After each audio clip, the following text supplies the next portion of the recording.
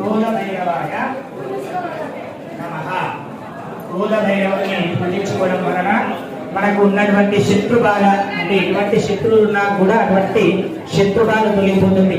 దుష్ట గ్రహ బాధలు, మనకు ఉన్నటువంటి గ్రహ దోషాలన్నీ తొలగిపోతాయి, శత్రు దోషాలన్నీ తొలగిపోతాయి. అంటే మనకు ఉన్నటువంటి అందరు శత్రువులు కూడా తొలగిపోయి అందరు మాత్రం స్నేహభావంగా అద్భుతంగా వెళుతారని చెప్పి మొదలైంది. కాబట్టి ఓం క్రోధభైరవాయ నమః, క్రోధభైరవాయ నమః అనుకుంటూ హోమాన్ని తీసుకోండి.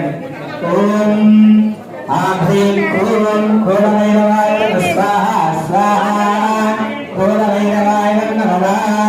ఓం ఆభ్రీం క్రోం క్రోధభైరవాయ స్వాహా స్వాహా.